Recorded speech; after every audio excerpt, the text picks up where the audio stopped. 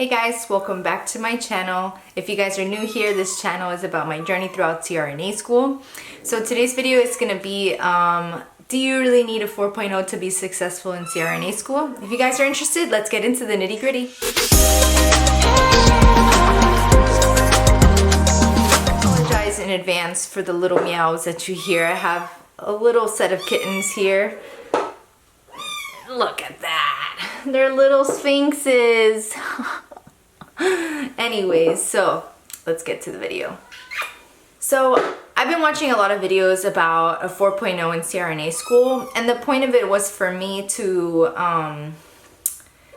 it was for me mostly like CRNA school. I had these goals in mind to get a 4.0, and I've already ruined that from semester 1, which I'm okay with, but I just wanted to know like I wanted to see if other people felt the same way. So I was watching those videos, and then the way that it came across was how a 4.0 to get into CRNA school. I've already talked about being smart enough for CRNA school, but I think I'll elaborate a little bit on being a straight A student prior to CRNA school and being a CRNA student while in CRNA school, to see if maybe it would help understand the thought process of these type A personalities, and then, you know, just getting through. So 4.0 prior to CRNA school, not necessary. Absolutely not necessary.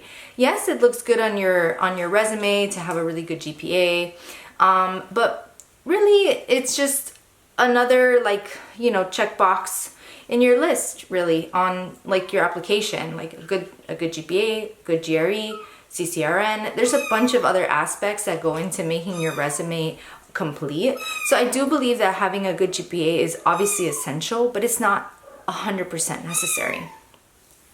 My thought process is, when we start college, depending on the path that you take, you know, if you start right out of high school, you're probably 18 years old. You know, some people are super diligent on being, you know, a straight A student throughout, but sometimes it's not the reality. Why do you keep crying? What I feel, I'm not part of any sort of school selection process, but if I were to be looking at a candidate and I see how they progress throughout college and how I see that they improve throughout college, that to me says a lot. I'm not saying that a 4.0 doesn't say a lot. That says a multitude of things. You know, it shows diligence, it shows persistence, it shows, you know, a lot. Having a 4.0 in college shows that you're a very good student and that you can manage the courses. Now, what I see as somebody who grows from being an 18-year-old fresh out of high school into, you know, the professional that they are today and how they progress academically, I see that as well. You know, I view that as almost more weight than having the 4.0 from the start, because having a 4.0 from the start could show that you're a very good student, that you have effective study habits, that, you know, you have no distractions. But somebody who grows, it shows that they want to be better. And for me, I feel like I see that as having more weight, showing emotional intelligence, showing growth, showing grit.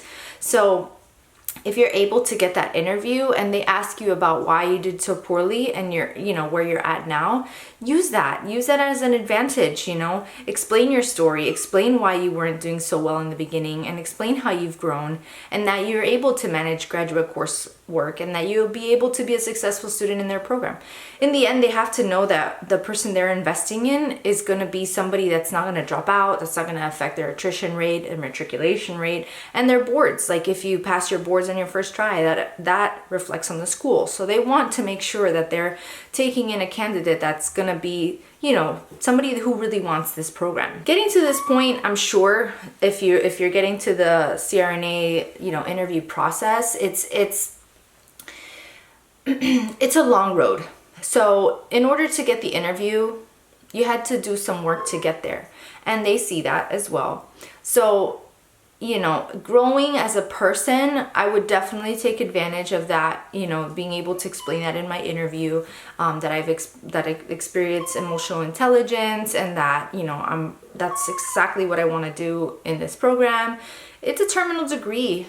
you know? So once you're done with this, you're done with school forever. Now, as far as having a 4.0 in CRNA school, that's also not entirely necessary. Like I said, it's a terminal degree. You don't need to display your GPA on your license. You know, once you pass your boards, you have your license. That's all you need. That's all you need. You just need to get through.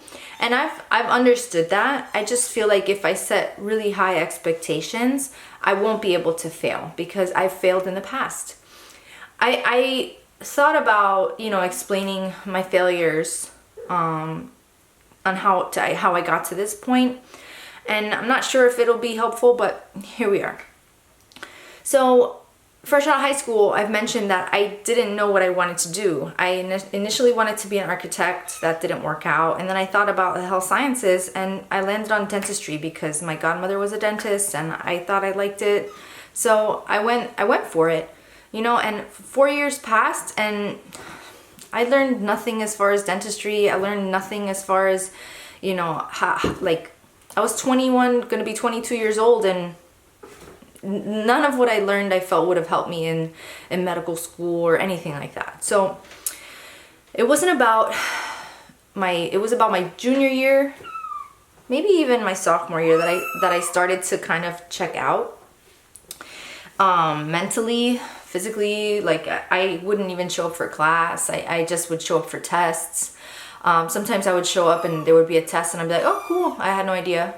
That's how like not into it I was. The material wasn't interesting to me. It was just so broad. I didn't feel like any of it had pertained to what? I didn't feel that anything of what I was learning pertained to what I was going to need in the future. It was a whole bunch of wasted time. And I wish that there would be another way to go about the pre-med, pre-dent, pre-vet track. I just feel like it's such wasted time, like to become a provider. It's so many hoops that you have to go through, and I don't feel that they're necessary. I feel like if there was a way to streamline becoming a provider, we would have less of a provider shortage. I said what I said. For me, I just felt like my sophomore, junior year, I was losing it. I really was losing it. I was very committed in the beginning. You know, I was getting A's. I quickly, when I got my first C, it was in, I think, biology 1. I have a biology degree and I got a C. Whatever. I realized I saw my dream slipping away. But I was the kind of person that once I'm in a program or once I'm in something, I commit to the end. No matter the outcome, I pull through and I finish what I start. So there were times where I knew that the class wasn't going so well and I should have withdrawn from the class, but I was afraid of having that little W or whatever that they say shows up on your transcript because you withdrew late. A whole bunch of things popped up through my mind. I had a scholarship, so if I were to withdraw, I would have to pay back the scholarship, things like that. So I slowly started to see my dream slip through the cracks. And my dream at the time was to become a dentist. So how do I put this? It was like, if I didn't apply to school, I wouldn't have felt fulfilled, I guess, after spending 4 years of my life and not actually going through with the application process. So I wasted 2 solid years applying to school for what? You know, I had a terrible GPA. I want to say that it was a 2.7 at that point, like, or maybe even less. Like, who in their right mind would think to get into a program with that GPA? Like, I don't know what I was thinking, but I felt like if I didn't go through with it, I was gonna feel like I missed out on something, you know, or regret. I didn't want that. And then I was kind of lost. And I started nursing school shortly after I was retaking classes to see if I could boost my GPA, but that was a joke because I had so many credits that it didn't even make a dent. So when I got into nursing school, I was so relieved, and I felt like it was my second chance, you know, to prove that I'm not a complete loser, that, you know, like, that GPA isn't who I am. You know, at the time I felt like I was trying to keep myself busy to justify why I was doing so poorly. You know, I ended up getting job after job after job. At one point I had 3 jobs in my undergrad. Like, why would you have 3 jobs while you're a full-time student? You know, I was working in a dentist's office because I felt like I needed the shadowing hours in order to apply to school. I was working at my family's business because I felt like that's where I made at least more money than in the other jobs that I had. So, and I needed some means to sustain myself. And then I was also working as a coach in a high school for volleyball, and that's because I couldn't let go of a passion that I had growing up. You know, I felt a little bit like going to school, going to college. I had to make a choice. I had to make a choice whether I wanted to continue playing volleyball or if I wanted to pursue an education. And in my mind, I was like, I'm not a very good volleyball player.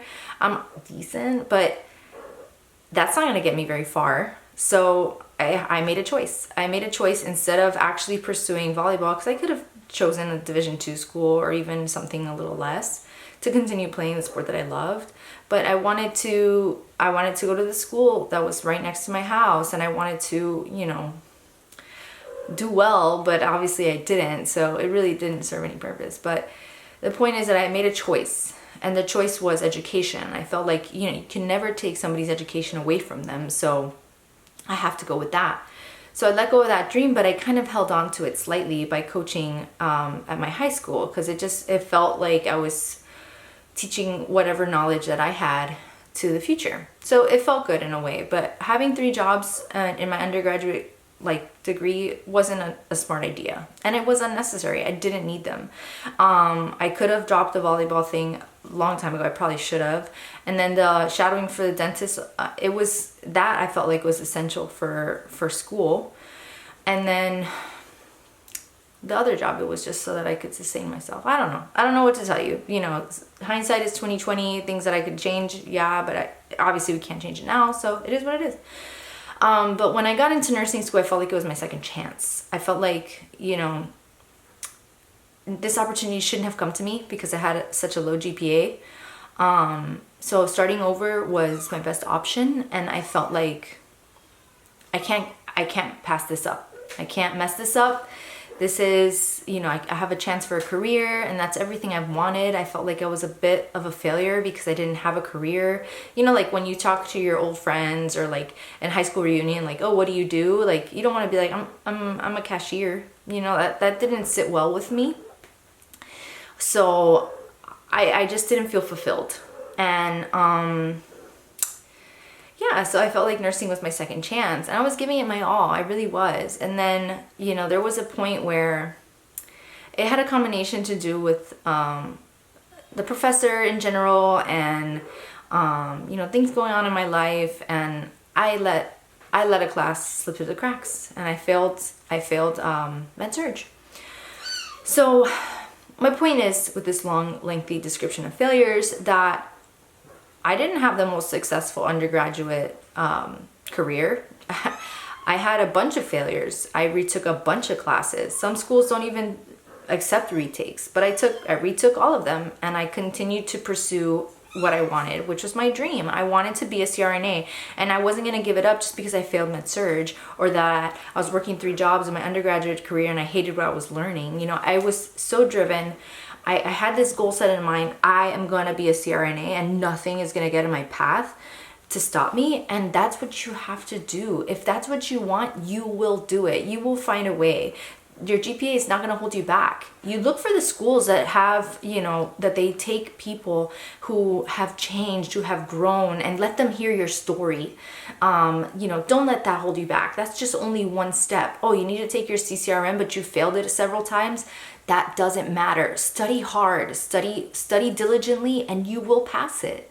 You know, like there are things that get you to where you need to be, and you just need to be diligent on how you get there. But it doesn't matter the paths that you take to get there. As long as you get to the end goal, it does not matter. Do you need a 4.0? No, you absolutely don't. You absolutely don't. I failed, I want to say, probably like 5 classes in my undergraduate career, and I've gotten several C's as well. C's to me are not failures, but I've gotten C's, I've gotten D's, I've gotten F's. I've retaken them, I've grown, I've become somebody that I don't even recognize it. My 18-year-old self would look at me now and be like, whoa, who are you? Because I'm just so persistent. I'm so, like, you would never know that I did so poorly in the past, because I've completely changed. My thought processes are different. I've grown emotional intelligence, and that's what you have to be able to explain in an interview if you do get that opportunity. Okay. I am done going on and on and on about having a 4.0 in CRNA school, or to get there. As long as you get those letters after your name with that license, that's all you need. I'm sorry this video is lengthy and I don't understand how I was able to talk so much, but it is what it is. I'll catch you guys in my next video. Bye.